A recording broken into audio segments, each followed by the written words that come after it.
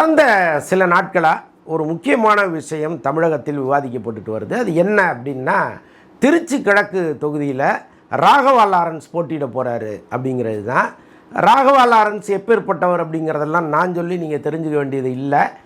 கட்டாயமாக இந்த நடிகர்கள் கோடி கோடியாக சம்பாதிச்சு அதை தன்னுடைய பேங்க் அக்கௌண்ட்டில் போட்டுக்கிறதும், அப்புறம் பல்வேறு இடங்களில் நிலங்களாகவும் சொத்துக்களாகவும் வாங்கி குவிப்பதும், அதையும் தாண்டி வெளிநாடுகளில் போய் ரொம்ப சொகுசாக வாழ்வதாகவும் இருக்கும் பொழுது, ஒரு மண்ணின் மைந்தனா ராகவா லாரன்ஸ் தன்னால் என்ற உதவிகளை ஏராளமான ஏழை எளிய மக்களுக்கு பண்ணிக்கிட்டே இருக்கார். கண்கூடா பார்த்தவனா உங்களுக்கெல்லாம் நினைவு இருக்கும், இந்த ஜெய்பீம் படம் வந்த பிறகு அந்த படத்தினுடைய ஒரிஜினல் கதை நாயகி பார்வதி அம்மாள் அவங்க தான் தன்னுடைய கணவரை காவல் நிலையத்தில் பறி கொடுத்தவங்க.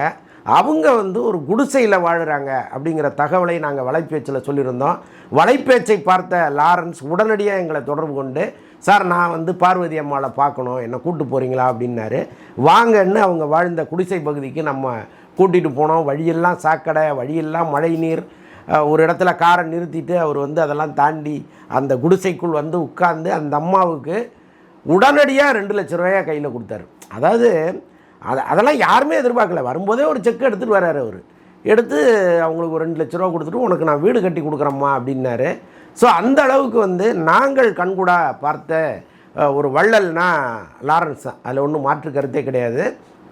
லாரன்ஸ் ரொம்ப அடிப்படையில் ஒரு சாதாரண கூலி தொழிலாளியாக இருந்து இந்த அளவுக்கு உயர்ந்ததற்கு காரணம் அவர் வாழ்க்கையில் விளக்கேற்றிய ரஜினிகாந்த் தான்.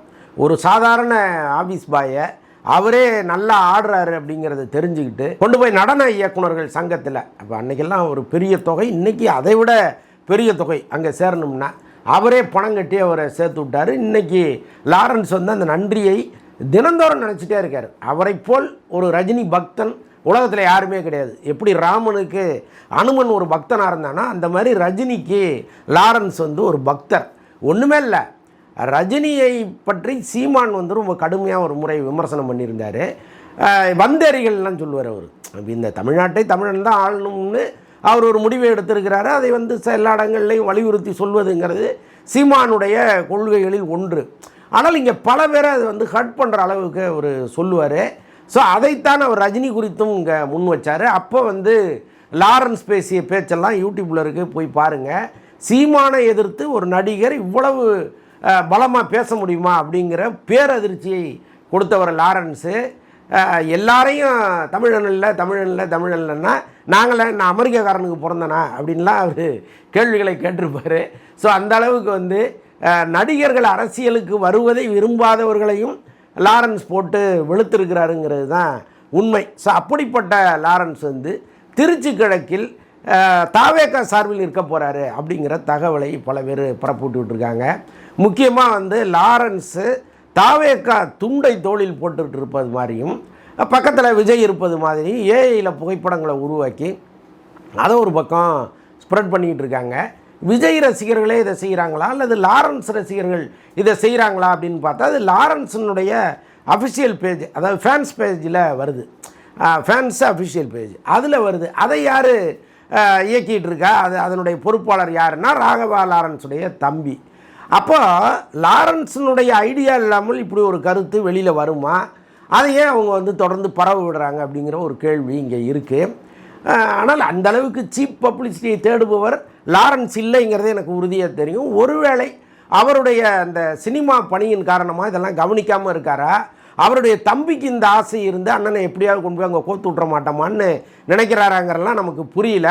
ஆனால் அப்படி ஒரு பிரபகண்டா இங்கே தொடர்ந்து போயிட்டே இருக்குது. இன்னொரு புறம் பார்த்திங்கன்னா, ரஜினி ரசிகர்கள் அண்ணே இந்த வேலையை நீங்கள் தயவுசெய்து இப்படி ஒரு தப்பு பண்ணிடாதீங்க, எப்போவுமே நீங்கள் சூப்பர் ஸ்டாருடைய ரசிகர் தான், நீங்கள் விஜய்க்கு ரசிகராக இருக்கக்கூடாது, அந்த கட்சியில் இணையக்கூடாது, இது மாபெரும் அநீதின்னு சொல்லி அவங்க ஒரு பக்கம் லாரன்ஸுக்கு வேண்டுகோள் விடுத்துக்கிட்டு இருக்காங்க. இந்த நிலையில் தான் விளக்கம் சொல்ல வேண்டிய லாரன்ஸ் மேலும் குழப்பத்தை ஏற்படுத்தியிருக்கிறார். நான் என்ன சொல்கிறேன், இப்போ லாரன்ஸ் ஒரு ட்வீட் போட்டிருக்கிறார். அதில் நான் இப்போ படப்பிடிப்பில் ரொம்ப பிஸியாக இருக்கேன், என்னுடைய படப்பிடிப்பு 10ஆம் தேதி முடிவடைஞ்சிடும், 11ஆம் தேதி நான் உங்களுக்கு ஒரு முக்கியமான அறிவிப்பை வெளியிடுறேன் அப்படின்னு நீட்டுக்கு ஒரு ட்வீட் போட்டிருக்கிறார். நான் என்ன சொல்கிறேன், இந்த நீட்டுக்கு இவ்வளோ பெரிய ட்வீட் போட தெரியுதில்ல. திருச்சி கிழக்கில் தாவேகா சார்பில் நான் நிற்கவில்லை, நிற்கிறேன், ஏதாவது ஒன்று போட வேண்டியது தானே. இது ரெண்டு தானே மேட்ரு. இப்போ இங்கே நாட்டில் விவாதிக்கப்படுவது எது? நிற்கிறாரா நிற்கலையா, யார் சார்பில் நிற்க போகிறார்? இது ரெண்டு கேள்வி தான். இது ரெண்டுத்திற்குமான விளக்கத்தை கொடுப்பது தான் உங்களுடைய நோக்கமாக இருந்திருந்ததுன்னா இப்படி பரவுகிற இந்த வதந்திகளுக்கு முதல்ல முற்றுப்புள்ளி வைக்கணுமா வேணாமா? நீங்கள் 2 நாள் கூட அதை தாமதிக்கிறீங்க. 11ஆம் தேதி வரைக்கும் இங்கே பல பேருக்கு அந்த ஹேஷியங்கள் ஓடிக்கிட்டே இருக்குது. நீங்கள் வந்து தாவேக்கால நிற்கணும்னு சொல்லாத நபர்கள் கிடையாது, நிற்பதாகவே செய்திகளை ஒரு பக்கம் வெளியிட்டு இருக்காங்க. அப்போ நீங்கள் என்ன பண்ணணும், என் குறித்து வருகிற தகவல்கள் எல்லாமே வதந்தி தான், அண்மை காலமாக வர்ற எல்லா வதந்திகளையும் நான் மறுக்கிறேன், எனக்கு வேற ஒரு திட்டம் இருக்குது அப்படின்னாவது நீங்கள் போடணும்ல. இது எதுவுமே போடாமல் நான் 11ஆம் தேதி முக்கியமான முடிவை அறிவிக்க போகிறேன் என் தாயின் ஆசீர்வாதத்தோடு அப்படின்னு நீங்கள் சொல்கிறீங்க. அம்மாவினுடைய ஆசீர்வாதத்தை எப்போதும் நீங்கள் விரும்புகிற ஒரு நபர் நீங்கள்.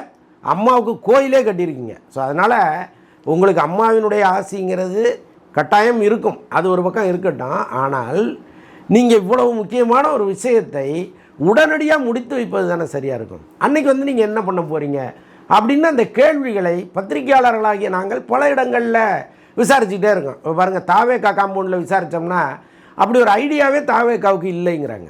நாங்கள் ஒன்றும் அப்படி எந்த ஐடியாவுமே எங்களுக்கு இல்லை, லாரன்ஸ் வந்து எங்களை தொடர்பு கொள்ளவும் இல்லைன்னு அந்த பக்கத்துலேருந்து தகவல்கள் வருது. இந்த பக்கம் பார்த்திங்கன்னா ஒருவேளை ஒரு அண்ணாமலை கட்சியில் இணைந்து விடுவாரோ அப்படிங்கிற மாதிரி தகவல்கள் வருது. காரணம் என்னன்னா, அண்ணாமலை ரஜினியினுடைய விசுவாசியாக இருக்கார்.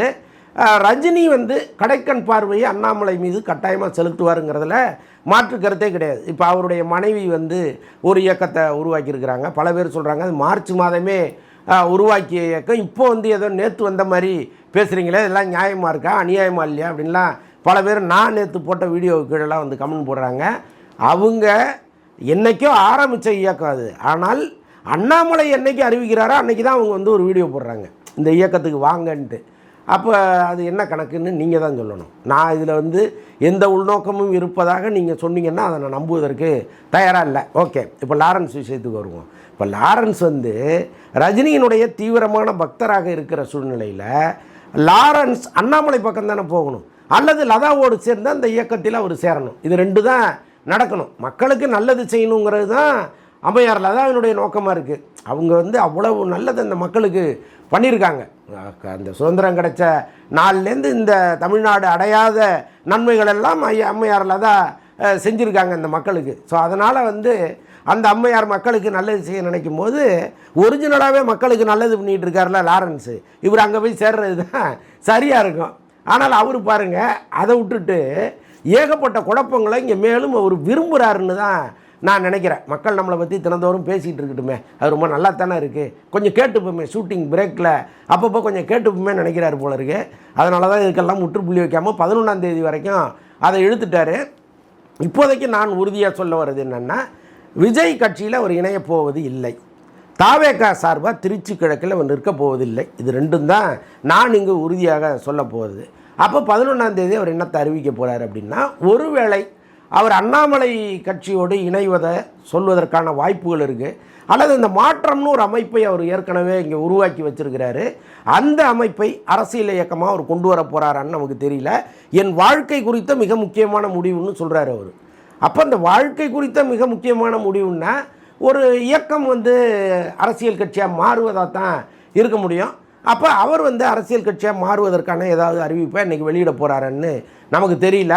ஆனால் இங்கு வருகிற பல பேர், அதாவது விஜயை பார்த்துட்டு நாமளும் ஜெயிச்சிடலான்னு பல பேர் இங்கே வர்றாங்கல்ல, அவங்க எல்லாருக்குமே வந்து எப்படியாவது தமிழ்நாட்டினுடைய தலையை மொட்டை அடிச்சிடலாங்கிற எண்ணம் மட்டுமே பிரதானமாக இருக்கும். பட் லாரன்ஸ் விஷயத்தில் நான் அவரை அப்படி பார்க்கல.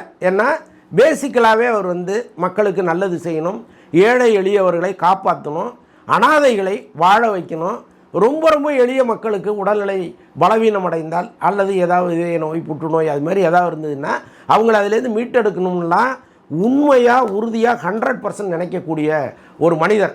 அவர் அரசியலுக்கு வருவதுங்கிறது கட்டாயமாக ஏற்றுக்கொள்ளப்பட வேண்டிய ஒரு விஷயந்தான். ஆனால் இன்றைக்கி லாரன்ஸுக்கு இருக்கிற அந்த ஃபேன்ஸ் பேக்ரவுண்ட் இதெல்லாம் வச்சு பார்க்கும் பொழுது நானும் ஒரு லெட்டர்பேடு இயக்கமாக இருப்பேன், ஒரு லெட்டர்பேடு கட்சியாக மாறுவேன் அப்படிங்கிறது தான் அதனுடைய விடையாக போய் முடியும். ஸோ அப்படி இருக்கும் பொழுது நிஜமாகவே நீங்கள் நல்லது செய்யணும் அப்படின்னு நினைக்கக்கூடிய நபராக இருப்பதால் இங்கே யார் பெரும்பான்மையோ அவர்களோடு இணைந்த இந்த பணியை தொடர்வது தான் சரியாக இருக்கும்.